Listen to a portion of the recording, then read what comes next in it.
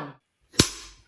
Hello, welcome to Meet Me at the Movies. Noel T. Manning II here, spending time with an old friend, Sean O'Connell. Really glad to have Sean on our show for just a few minutes. Sean is really busy because in a few weeks we're going to be talking about a new book he's got on the legendary Bruce Willis. But today, Sean O'Connell from Real Blend is going to be talking to us about Furiosa, part of the Mad Max saga. And I got to tell you, Sean, when Fury Road came out, I remember my review and I called it Mad Maxine.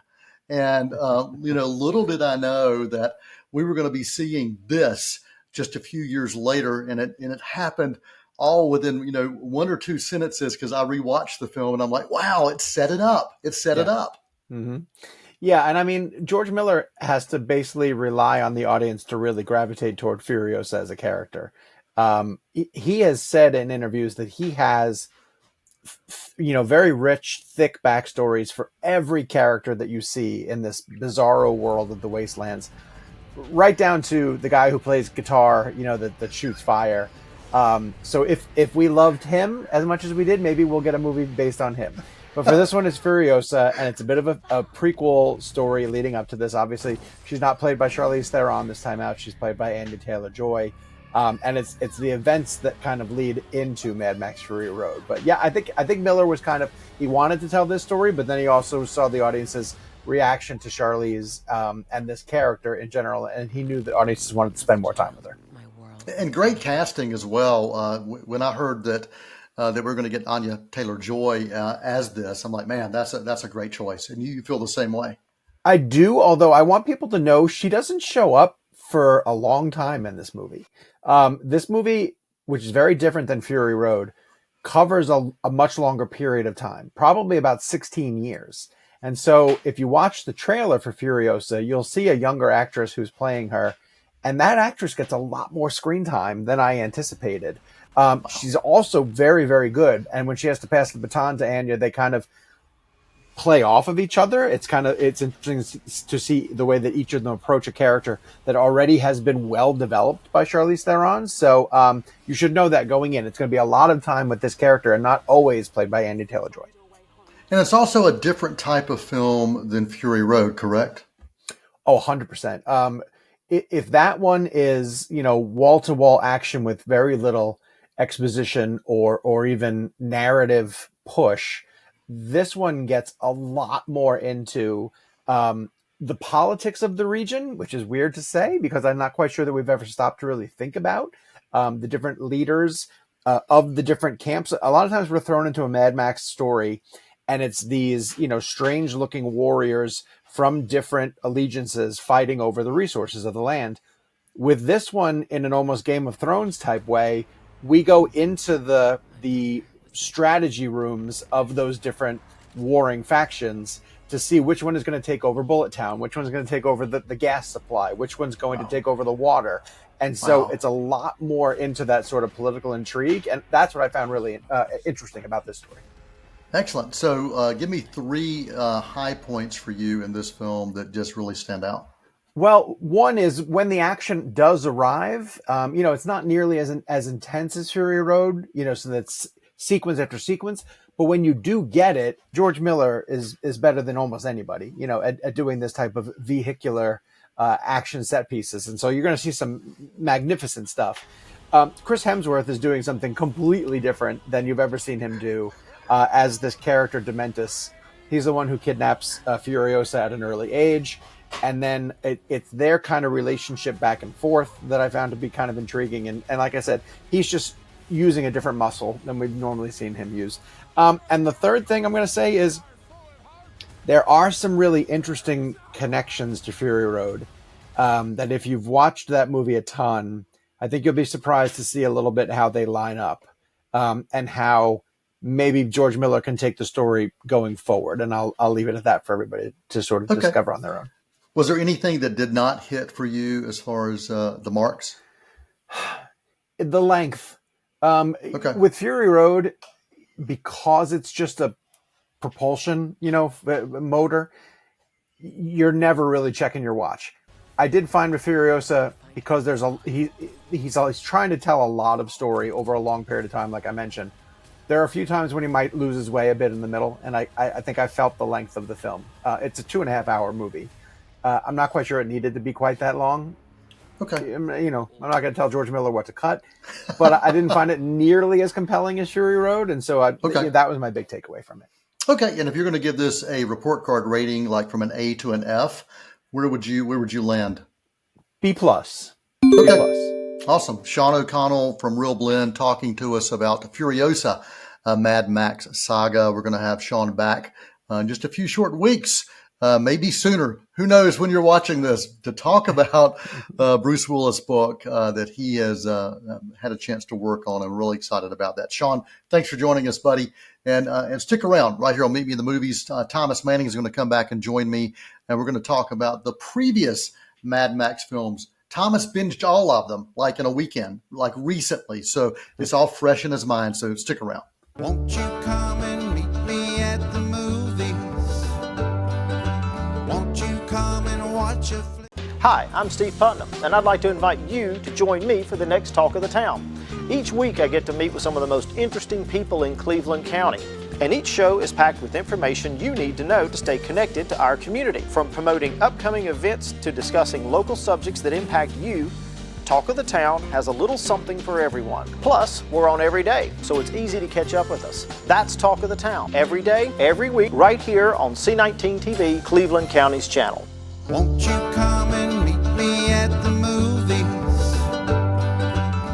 Hello, welcome back to Meet Me at the Movies. Noel T. Manning II here, hanging out with Thomas Manning. And as promised before the quick break, when we talked with Sean O'Connell from Real Blend and Cinema Blend, he gave you a review of Furiosa. He gave it a B+. So there you go, heading into this. So Thomas and I, we're going to be talking kind of about the Mad Max saga altogether, a franchise, Thomas, that launched back in 79. So we're talking, is this 45 years? 45 years and counting? Is my math correct there, man? Oh, well, I haven't taken a math class since I was in ninth grade, so I'm probably not the best person to ask there. I'm an English major, but based on my limited experience with math, then yeah, I would say you're correct there. We'll call it 45 years. Okay. But several decades at least. Exactly. Yeah, but I've spent the last week just watching all the Mad Max films. I started, building motorcycles and then eating lizards and everything. So I was really going full method here. Just learning as much about the Mad Max experience as possible. For some context, I had actually never seen the original trilogy of Mad Max films from the late 70s and 80s. I had seen Fury Road, which was the kind of revival back in 2015. But going back and looking at the originals with Mel Gibson, this was all totally new to me. And I knew where we ended up because I'd seen Fury Road, but I didn't know how it started. And really going back, you can see it was all there for George Miller from the start. All of his vision was there, all of his creativity and everything that he wanted to pull out of his mind was somewhere in there, but he needed the advancement of technology years later in order to fully realize it, as he did with Fury Road and as he's expanding upon with Furiosa. And so really unique opportunity that I had to watch it through those eyes and kind of see those early seeds of what this huge tapestry has resulted.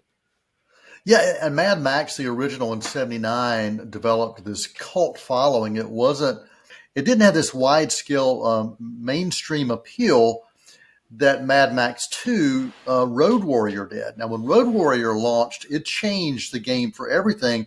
And then you found people going back and looking at that original.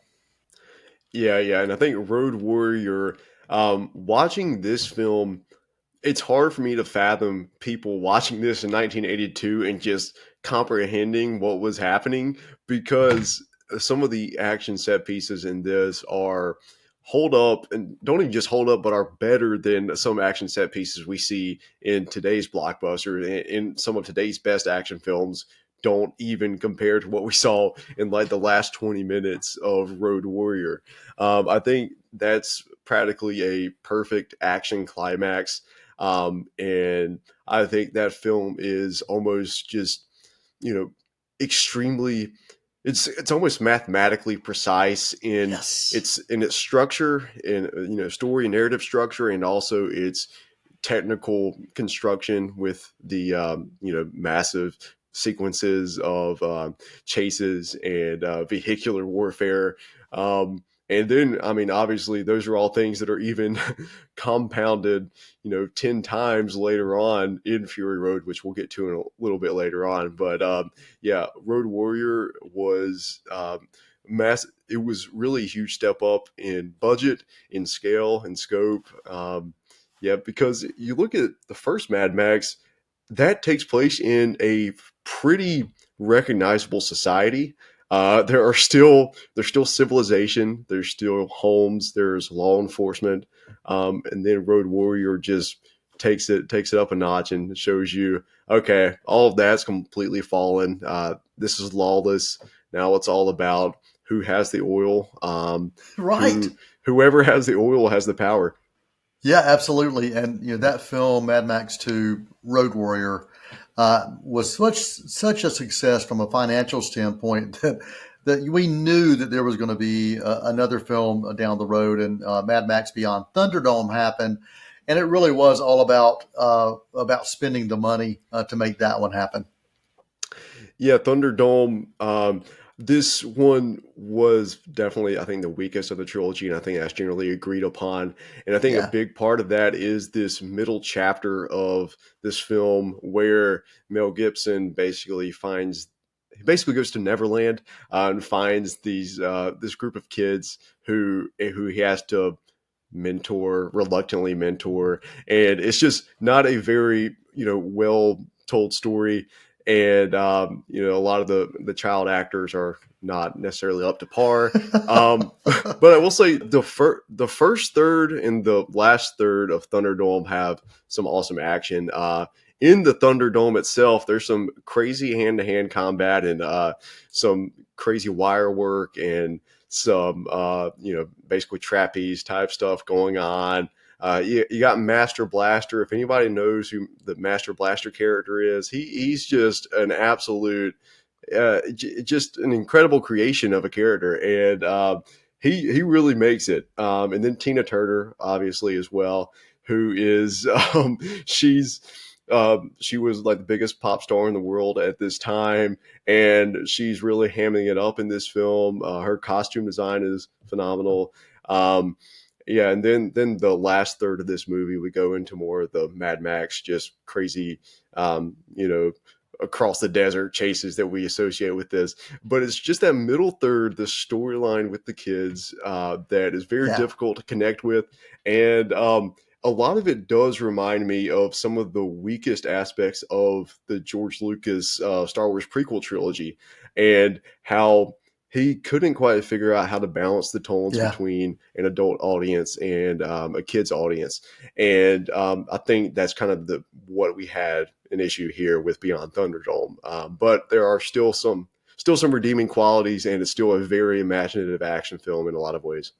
Yeah, and it is one of those that to watch the whole franchise, it's worth it because you really do, as you mentioned, you see what George is planning, what he's got in mind, what he's hoping for this world, and man, he does such an amazing job with that. And we thought honestly after 1985 that we would only see Mad Max in video games or graphic novels or even novelizations, spinoffs. But when Fury Road came out in 2015, it completely blew me away, Thomas. One of my all-time favorite films. You and I rewatched this recently, and still I'm just stunned on so many different levels. The action sequences, the cinematography, Charlize Theron, who created this character, and in one or two sentences within one scene, we were like, man, I'd love to see this backstory. And now we're getting that backstory. But Fury Road, just one of my all-time favorites for so many different reasons. And we've only got a minute and a half, but I want to make sure you get a chance to share your thoughts on Fury Road.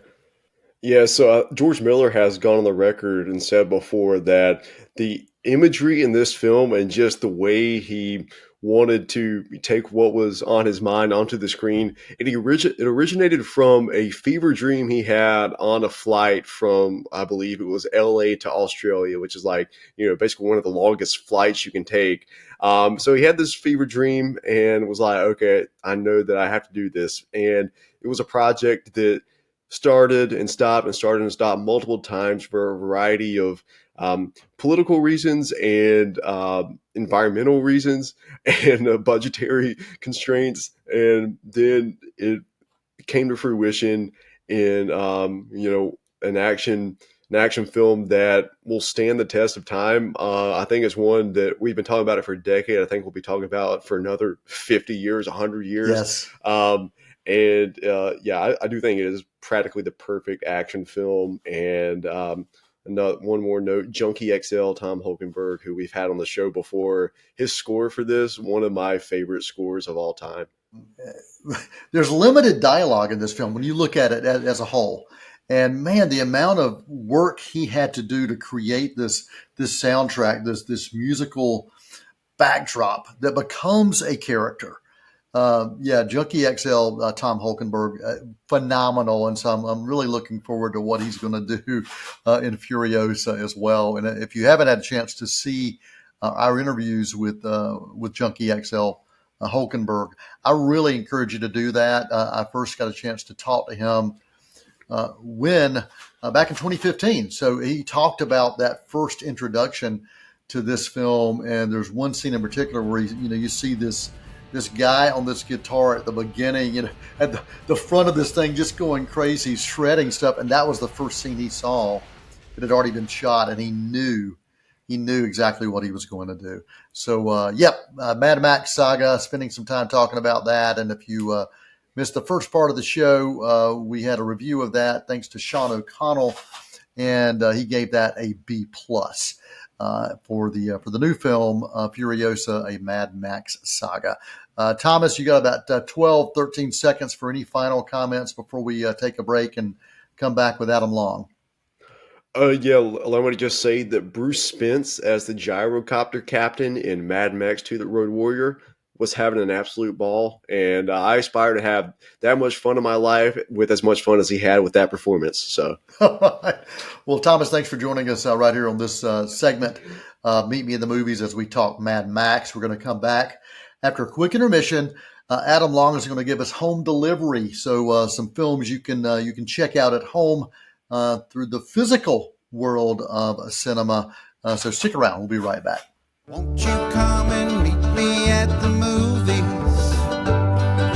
Won't you come and watch it? Education is our most powerful tool to improve and change our world. Hi, I'm Rhonda Benfield, your host for School Matters. Join me for a new program every other week with information from and about the students and staff of Cleveland County Schools. Discover what our schools are doing to challenge students and help them reach their full potential. You can catch us on Spectrum Cable Channel 19 or stream us live on c19.tv. Won't you come and meet me at the movies?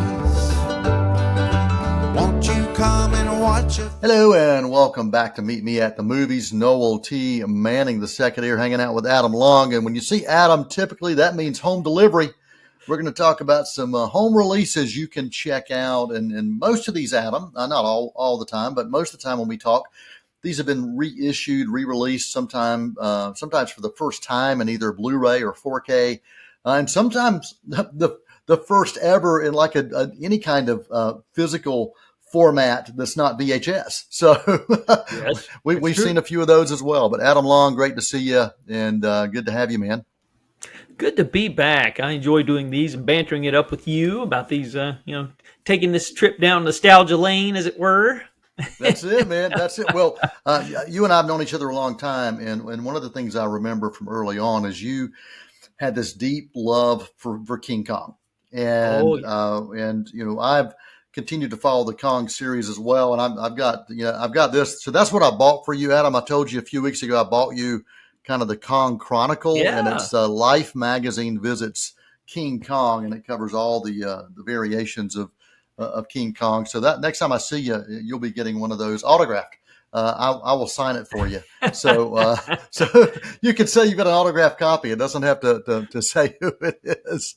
But Dino De Laurentiis did a 1976 version. I know that one's very special to you for a It few is. reasons. So let's dive into this. And why are we talking about this one today? Well, it's the first time that it's ever been issued stateside.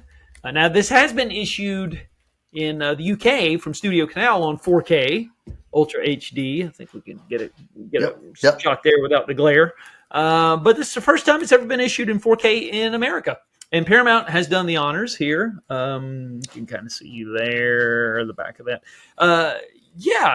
This was released by Scream Factory on Blu-ray back in 2021, and they did a really good job. A good friend of mine, Ray Morton, did the commentary on that one, and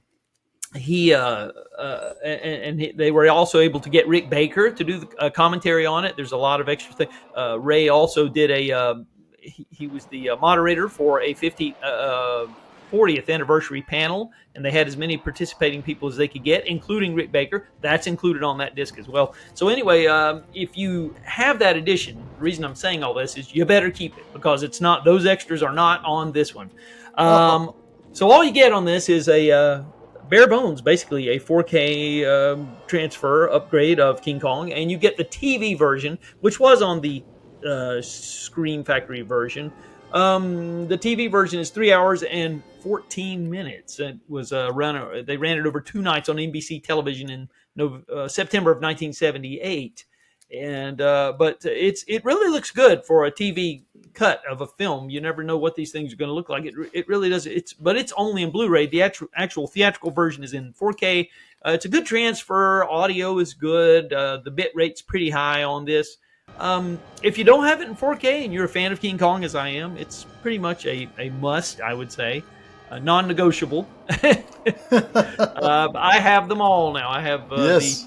the Studio Canal, and I have this one. But it's amazing because King Kong was released in 1999 on DVD, and we went from 1999 all the way to 2021 with no upgrades, and we've had 3 upgrades in the last 3 years. So Wow. it's like you go for so long and nothing, and then suddenly you get, Yeah. So I'm glad it's getting some love. So Yeah, De Laurentiis put this together, and you look at the cast in this thing: Jeff Bridges, Charles Grodin in this, Jessica Lange as well. Music by John Barry, the legendary John Barry. And when this film was originally released back in December of '76, the reviews were kind of all over the place. Some people loved it, some didn't. But it's been one of those that I think's developed this an interesting cult following. During awards season, it did get a Special Achievement Academy Award for Best Visual Effects, and I think that was may have been before they were even giving Best Visual Effects in film. Also nominated for cinematography and sound.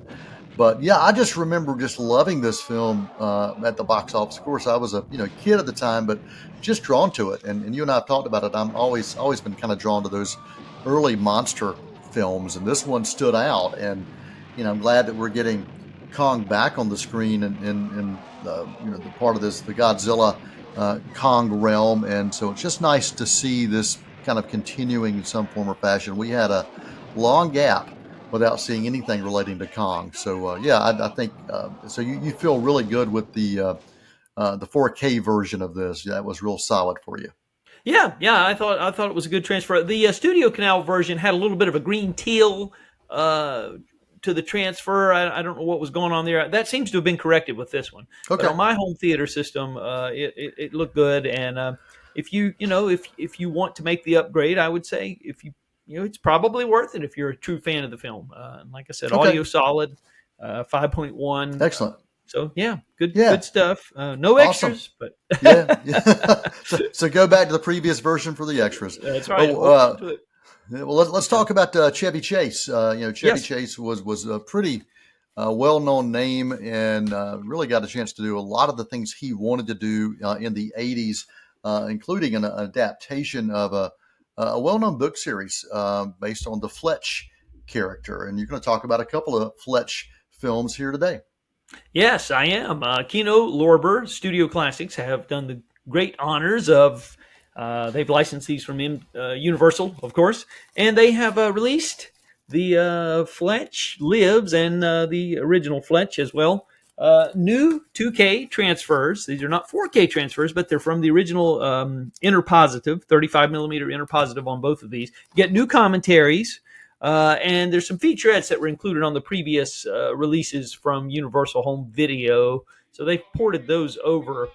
The second Fletch film got really poor reviews when it came out. I always thought it was good. I enjoyed it. I mean, so sue me. What do I know? It was as fun as the first. Really, I liked it. I did too. I enjoyed it too. There's a lot of good one-liners. There Yes. are a lot of good one-liners in there. I remember the one that made me laugh out loud when I saw it in the theater in the spring of '89 was he said, I remember him saying, it didn't take Sherlock Holmes to figure that out. I think Larry Holmes could have figured that out. That's a dated reference. Larry Holmes, box, but it probably works. don't remember. You and I would remember that. But. Yeah. Well, and I also loved, whenever he would get into different characters, he would use different character names, and the one that always stands out to me when he was talking about, I'm Elmer Fudd Gantry. Elmer Fudd Gantry. I thought that I really thought that Chevy Chase really captured that role, and he did it so well. And you said, of course, the sequel Fletch Lives as well. All right. Any other thoughts on the Fletch films? Good transfers. I'm not going to say that they're reference quality, so to speak, but they do have a more cinematic look. There's just a little bit of film grain in there, and definitely an upgrade from the previous releases. And so if you're a fan of these films, I would say this is probably the best you're going to get. I don't see them coming to 4K. I don't think it's going to happen because we've just gotten a 2K scan of the 35 millimeter interpositive with these. So I don't think they're going to go any higher than that. So this is probably the final stop for physical media for the Fletch films there. So I would say if you're on the fence, go ahead and pick them up and a nice commentary and nice extras. So there you go. Well, we appreciate you, Adam. Thanks for joining us, man, right here on Meet Me at the Movies for home delivery. You've got a whole list of other films, and people can check out Adam's Corner on YouTube if they want to see the whole list of home delivery options that are out there. And there are quite a few for May, and I know you're working into the June releases as well, or the April, May, and June releases. A lot of them going on. So check out Adam's Corner. And look for Adam Long there on YouTube for more details on that. We always appreciate you joining us each month, Adam. Thank you, man. Thank you so much. And for those of you watching and spending time with us, whether you're doing that through WGWG Radio or through C19 TV, we do thank you as well. You can always email us at info@c19.tv. And until next time, for Meet Me in the Movies, and for Adam Long and the entire cast and crew right here, I'm Noel T. Manning II, and that is a wrap. Many films to view until we meet again.